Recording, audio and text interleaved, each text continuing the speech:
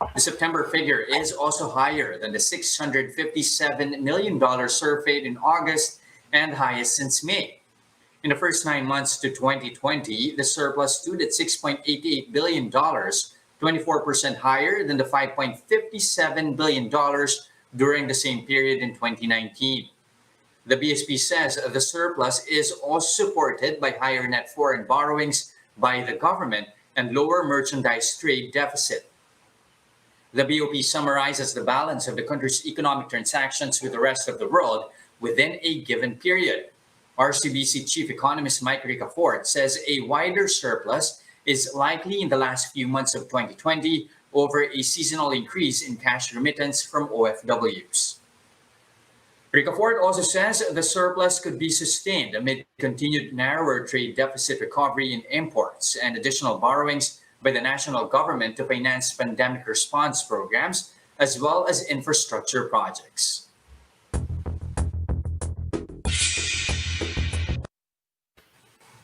All right, Dan, it's been a while since we have done a health check on our local unit. How's the peso trading amid the swelling in our BOP surplus? All right, so still rather healthy if you consider that we are at 48.44 levels this morning. Nevertheless, it is a touch weaker than what we were trading at yesterday. But if you take a look at my terminal here, the past 3 days, we've actually seen quite some strength. We were already breaching above 48.65. So we're well below that level yet again. And I'm just going to pull out the 1-year chart for you guys so you can see how we're nevertheless on that downward trend, which is a good sign for our local unit. And as we mentioned, with the BOP surplus still there, it might actually be strengthening even further. Now, let's take a step back and just take a quick peek at how our markets are opening this Tuesday, 2 minutes into trading and a bit of a pullback as expected. So you can see us trading at 6433.70. That is down by 0.9%. So quite a sharp drop in this opening, Jess. But recall that this comes after 6 straight days in the green, even as yesterday was also a bit, volatile and topsy-turvy. We were actually opening in the red, and most of the trading day was in the red. A lot of profit taking happening yesterday, but eventually also bargain hunters swooped in, and towards the end we managed to close 0.11% higher. And another good thing is 70% of the companies in the index have actually closed above the 200-day moving average. So we're getting stronger and stronger when it comes to market breadth. But this, according to Regina Cap's Luis Lamningan, bouncing for direction is what the Philippine shares are doing. A lot of uncertainties are still looming large. And this is also something that Chris Mangan of AAA Equities is saying. The performance of the blue chips yesterday were actually quite mixed. I'm just going to pull out the leaders and laggards part of the terminal so you guys can see how those are trading this morning. But he did mention that value turnovers were what were very, very hefty yesterday. 31 billion pesos in trades. And that is as foreign investors are remaining net buyers. So net inflows came in at 4.4 billion pesos on Monday. And that's no surprise, really. Of course, I'm going to pull out the chart for you of the net inflows. This, of course, as blocks of shares from foreigners came in, that began trading because of that Converge IPO finally listing here in our local board. So there was a total of 1.25 billion Converge shares that were bought in 4 different blocks. It's around 21 billion pesos. Quite a lot of money just being traded there. Of course, that IPO was at 16 pesos and 80 centavos a share. But of course, what happened to Converge yesterday? I'm just going to pull that out for you. It's a very new ticker for me now, CNVRG PM Equity. And let's just take a quick peek at how that is trading this morning. I guess enjoying a bit of gains after it had seen a pretty strong decline during its IPO day. So, of course, again, it was priced at 16 pesos and 80 centavos per share, and it slid by 9.4%, closing at 15 pesos and 22 centavos. So a little bit of pickup right now. But recall that we've been talking about this IPO for quite a while now. A lot of analysts have said that the stock was overvalued at its IPO price. A lot of excitement there. So that, Mhm. according to Phil Stock's Jaffet Tantiangco, the stock was overvalued around 48 times the estimated earnings for 2020. So medyo mataas. He even said that the fair value should be around 12 pesos and 84 centavos only. So actually, if you think Mhm. about that, there's quite some downside to go, and it's still under pressure to decline further as it still remains rather expensive at this level, Jess. Well, let's see if that's going to hold true for the rest of the trading day or whether or not they will sustain that pickup that we're seeing at early morning trade. But Dan, we're in the thick of third quarter earnings season and you've got a couple of heavyweights to break for us. Meralco bills, of course, have been going up for people like us who are working from home, but that doesn't seem to buoy their earnings enough. What's going on there with Meralco? Exactly. I mean, you'd think, diba? Everyone working from home, everyone Mm-hmm. using their internet, students actually using a lot of that. And that should bring up Meralco's earnings, but that does not seem to be the case. And you can see also in my terminal here, Meralco opening in the red together with the local bourse. It's down by 0.2%. But you can see also on your screens here, the sales in terms of power year to date 2020 were actually down by 7%. So just in terms of volumes of Mm-hmm. power there, less talaga, 7% less. Quite a lot, diba, compared to 2019. And that has brought their third quarter net income down by 30% year on year. So that's 4.41 billion pesos. And actually, that brings their 9-month net income down by close to 40%, Jess, in this Mm-hmm. year to date, basically. And that's on the back of revenues also softening by 5.5% to 71.95 billion pesos. Now, what they are saying is that it's still milder naman, at least in the third quarter, compared to the fall that they saw in the second quarter, which was, of course, the height of all of these lockdowns. And they did say that it's a gloomier reported profit basically because they also had some one-off items which they had to take away. Mm-hmm. For instance, they did a share sale, a share impairment in Pacific Light rather Power in the first quarter. So that was a big chunk of the losses. If you actually look at the core income, it wasn't necessarily as bad.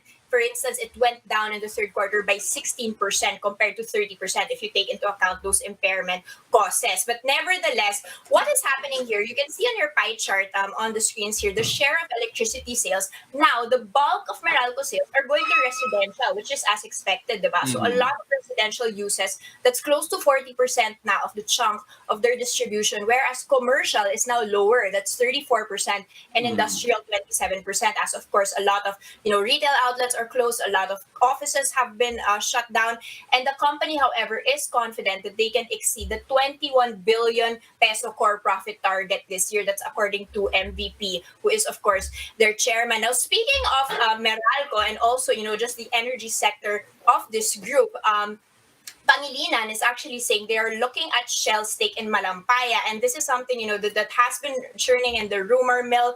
You've got Shell wanting to sell, and they are saying they are actually preparing the work programs for the service contracts in the South China Sea. And he says, and I quote, "We're looking at it. We've been talking to J.P. Morgan already, who is advising Shell on the sell side of their stake in Malampaya." Just a quick peek at PXP Energy here. I just want to see whether this stock is moving together with Meralco. It does seem to be the case. PXP at 11 pesos and 4 centavos. That's up by 0.6%. And Jess, I still need to break some earnings. You've got to bear Go with me. ahead. Time for SM Prime.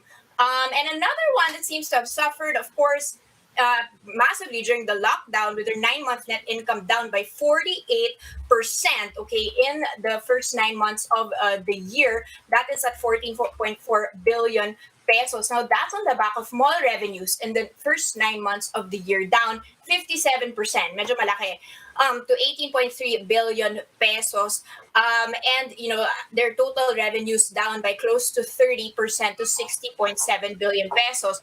A bright spot, however, for SM Prime is residential revenue. So that was still up by 7% in the first 9 months of the year. So again, residential sales going up, but mall revenues still going down. SM Prime this morning trading down by 1 peso. That's down by close to 3% to 33 pesos and 20 centavos. Now, just moving on to the financial space, we've actually got holidays around us and Mm-hmm. spending looking to be picking up, but the deposit growth or savings might actually be lagging a bit. What is the BSP saying about that? All right, they are saying that despite the pandemic, despite the health crisis, expect Filipinos to actually still spend for the holidays. And that means there's going to be a bit of an easing when it comes to deposit growth for the holiday season. That at least is according to BSP Deputy Governor Chuchi Fonasher. She's saying, savings will still grow, but not at the rate that it has grown in the past. Recall, of course, that as of July, deposit growth, deposit at least in banks, has already grown by 3% to 14.3 trillion pesos. And Filipinos, of course, being more conservative on cash due to the uncertainty brought about by the COVID-19 pandemic. But ING's Nikki Mapa is really attributing that increase as well to liquidity boost from the Banco Central as well as the recession. The BSP, just to contextualize things, of course, has so far infused as much as 1.9 trillion pesos in liquidity to the system. That is equivalent to around 9.6% of the country's GDP. Now, Fonasher is saying that the spending is going to pick up as well for the holiday season. Now, normally, of course, this is all cyclical. Of course, spending goes up during the Christmas rush here. All of W's, of course, are expected at least to send in more cash.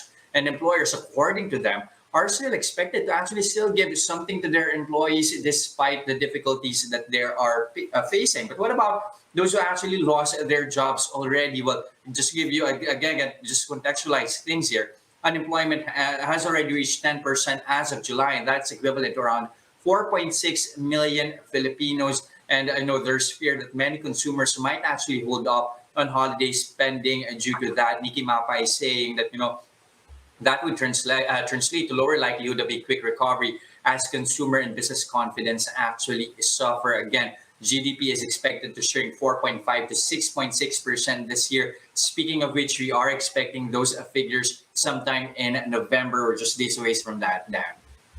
Well, Jess, if it's any consolation, maybe if the deposits go down, the loan growth might be picking up. And a quick peek here at our banking sector, not doing too well this morning. That's down by 0.8%.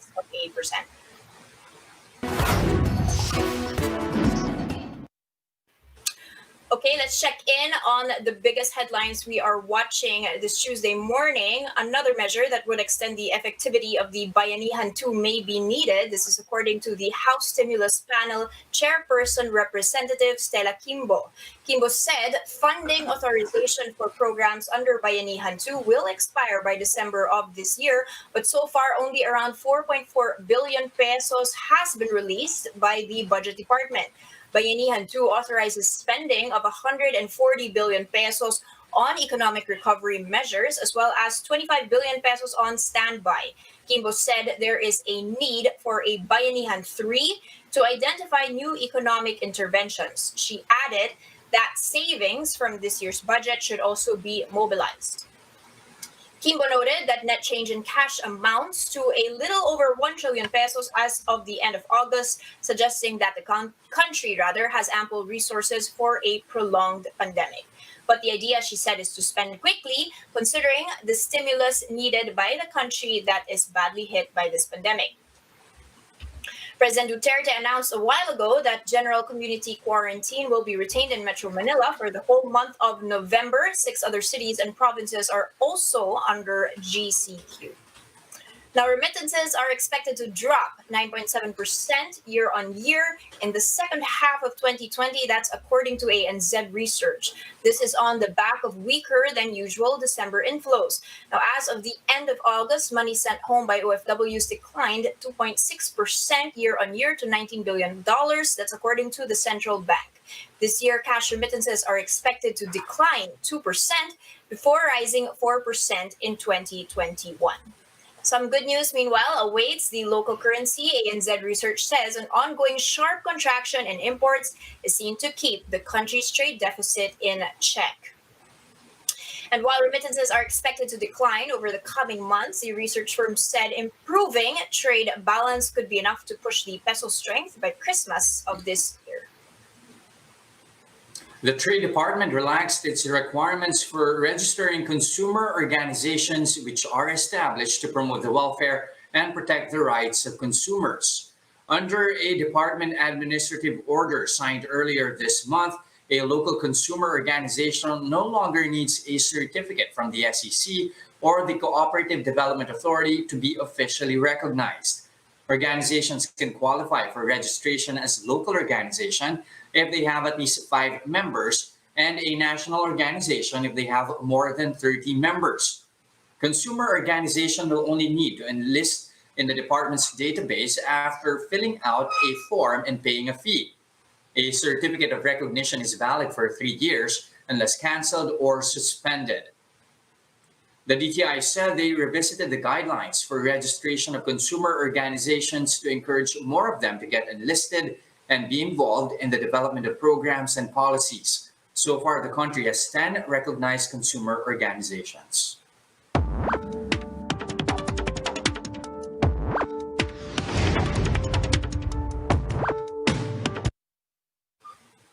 Prepared or not, the pandemic has thrusted the enterprises to a digital shift. Question is, do these businesses really understand how to make that transformation? To gather insights, we have Cobena President and CEO Francis Del Val. Good morning, Francis. Great to have you here with us on the show. Thank you very much. Good morning, Jess.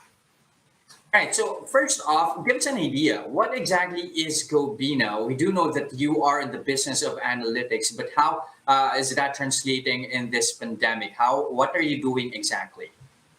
Right. So Cobena is in the business of management consulting and data sciences. So our expertise is in the field of data analytics, business strategy, machine learning, and AI.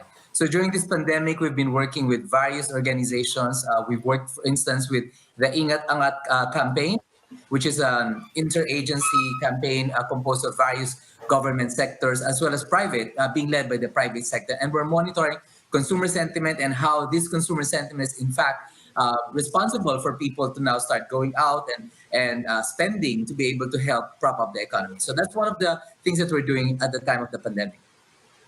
All right, and what's interesting here as well is that you've conducted a number of surveys during the period here. For one, you did a survey or study among business leaders here, big and small. And what's interesting here is that you found out there's really a misconception about being digitally transformed. What are the false beliefs here that you were able to find? Right.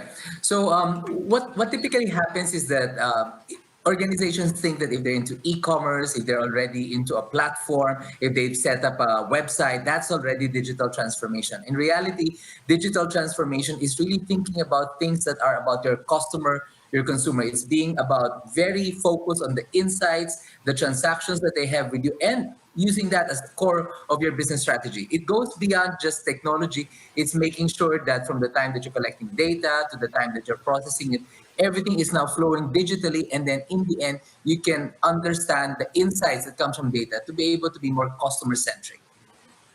So it's not just really be having an online presence, whether it be in the payment scheme or in marketing. It's really having the complete environment here. And how do organizations actually come up with that? Well, a key part really is it's all about leadership. It's got to be stoned from the top. It's got to be set by the CEO. The CEO must be able to say, this is important. We need to digitally transform. It is core to our survival. And it's not really just during the pandemic. In fact, for those who digitally transform during one of the most difficult times in human history, they're going to emerge really very strong, and they're really going to have a very strong competitive advantage. But it's all about tone from the top. All right, but at the same time, you have a recent report coming here from NEDOR, the National Economic Development Authority, saying that digital shift hasn't really gone full blown because there is an ongoing digital divide, especially when we're talking about connectivity, with a lot of those in the rural areas still lagging behind. So how do you exactly address this, especially for businesses? I mean, it would be understandable that some enterprises would actually hold off on that shift, considering that not a lot of the population still has good internet connection. Right.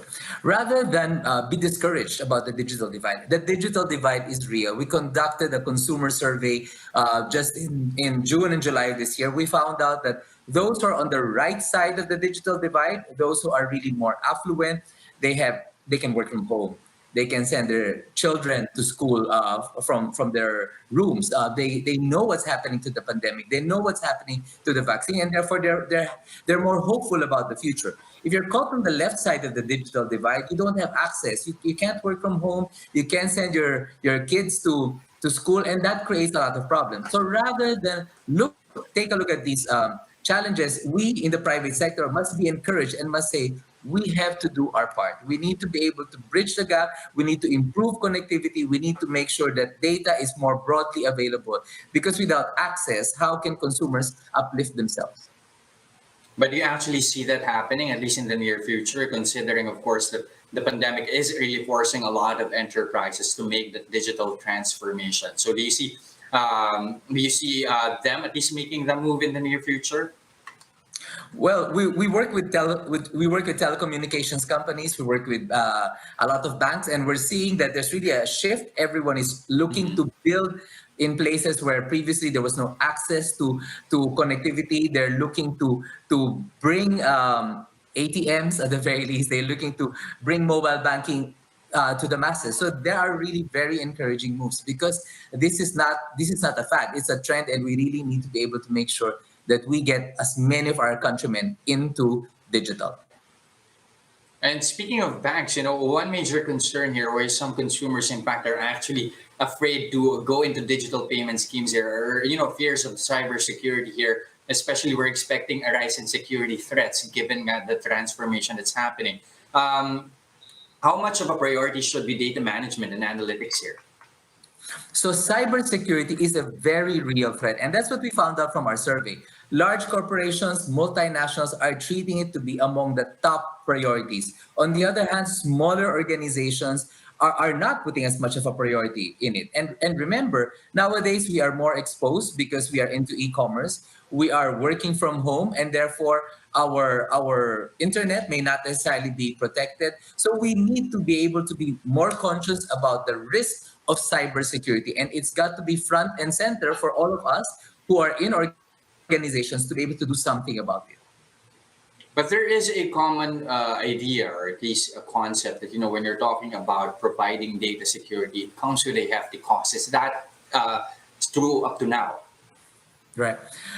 What's happening right now is that many of the investments in the past, which used to be expensive, is really now available as a service. So what happens is that you can sign up, and you can basically pay for a few dollars, and you can already get protection for your internet. You can have firewalls put in. So many of these things, many of the technologies that in the past were pricey because they were treated as capex, these major technology companies have already turned them into OPEX. So therefore, as a service. And as you scale up, as your business succeeds, then you end up investing more. So it doesn't have to be pricey. You just have to be very, very thoughtful about where you're putting your money. Okay, earlier you mentioned about banks, making really mobile payments really easier. But at the same time, during this period, we've seen a number of lenders actually also having problem with their digital platforms here. What do you think should be the necessary steps here in order for them to step up, or at least provide better service when it comes to mobile banking? Everyone's been adjusting. Right now, what we know is that the influx of consumers into digital transformation has just been so massive. Lines go down, they crash. But I think there's now a consciousness among many of the providers, among many of the banks, that this trend is going to last. And bear in mind that just about a year ago, the Philippines was lagging. So now a lot of our clients are saying, because it's going to last, they're going to make the right investments on infrastructure to be able to make sure that they can cope up with the existing demand. But let's not be frivolous about it. It will take time. There will be challenges. At least everyone's moving in the right direction. Also, I want to drive this point here. You have this report again from NEDA saying, if we really want to make that digital transformation sustainable, it really has to start with our leaders. It has to begin with the government setting an example and fast tracking their own digital transformation. What's your take on that, and how do you see the Philippine government at least in their move towards making the digital shift? So I completely agree, and we're seeing pockets in various parts of the organization, in various parts of the government. The DTI, for instance, we're very, very encouraged. We see a lot of moves to be able to improve registration, to be able to make it easy for small and medium scale organizations to be able to access information. We see, for instance, in the registration of getting your license is actually quite fast right now. So there are pockets in government that are really embracing digital transformation. So we as citizens need to be able to encourage. Whenever we see it, we need to be able to post, we need to be able to tweet and say, this is the right thing, so that many other parts of the government are able to see that this is something that the citizens appreciate, and therefore it improves overall quality of service delivery. All right, and Francis, lastly, before I let you go, how do you make a digital shift sustainable from the end of the enterprises as well as from the consumers? Okay. So in the course of our study over the past 2 years, we see three things that are very important to make digital transformation sustainable. First of all, it's got to be about leadership, vision, and strategy. Again, tone from the top. The CEO must say, this is integral to our success as a business. This is the way forward. It's not a fad. That's number one. Number two, it's got to be about human centricity, whether it's talking about our consumer, our customer, or if you're in government, about your citizens. We need to make sure that we are harvesting their insights and applying strategies to be able to make sure that they are basically the beneficiary of all of this. Number three, we also need to be making sure that it's all about culture. We need to break down the barriers. We need to tear down the silos that historically have gotten in the way of us being able to make change happen. Because digital transformation, after all, is about change management. Technology is merely foundational. It's really human beings that make it work.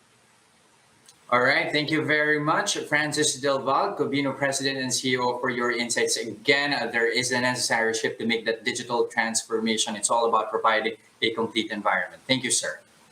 Thank you very much, Jess.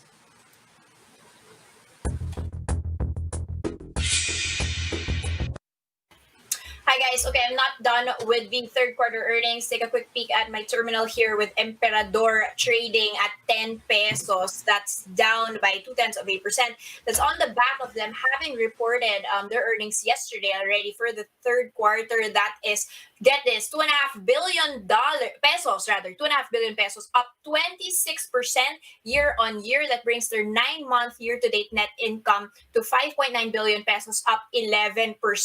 So, this is something that is, a breath of fresh air for all of us, double-digit bottom line growth. And they said that this is driven from improved sales from its overseas operations, particularly brandy and whiskey and international markets. They said that abroad, consumption has adapted well to the trends. For example, you've got 185% sales growth in brandy in the UK, 23% sales growth in North America, 15% sales growth in Italy, and 8% sales growth in Mexico. In fact, in Spain, recall that they had bought the Grupo Emperador España, which also owns, Fundador. They have a dominance of 40% share in the brandy market. So a lot of exciting times there when it comes to liquor, not just here in the country, but particularly Emperador making waves offshore. Now, I want to take a quick peek at Cebu Pacific before we end the broadcast, because of the fact that they have said they will end their partnership with SIA Engineering. Now, this is actually a sale of 35% of Cebu Pacific stake in SIA Engineering Philippines.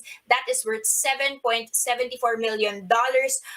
This was, of course, something that provides maintenance and repair. And they say that this is in line with the strategy to streamline their fleet management. Separately, they said it will acquire naman CS Engineering's 51% stake in Aviation Partnership, which is another aviation company. So it's very, very interesting in terms of selling some things and acquiring some things in order to streamline. Cebu Pacific now down by 1.5%. I just also want to take a quick peek at how the global markets are moving this Tuesday morning. You're going to be seeing my terminal here. A lot of pain happening over in Wall Street towards Europe on Monday, but also spilling over into Asia Pacific. So if we are pulling back, we are not alone here. You've got Japan in the red together with Hong Kong and China. The only bright spots seem to be Korea, which are still trading in the green. And finally, a very quick peek on our own local boards, whether we are pulling back from that 6-day rally, and it seems to be the case. We are now trading below 6,400. Was it too good to be true, guys? We are now back to 6,300 levels. quite a pullback there, down by 1.6%.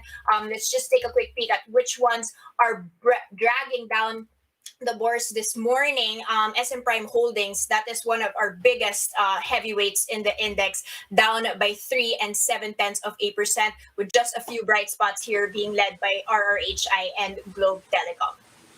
And that's the first look into the business day. Today is October 27. I'm Danie Laurel. Catch us again tomorrow at 9:30 a.m. I'm Jess Delos Santos. We are One News.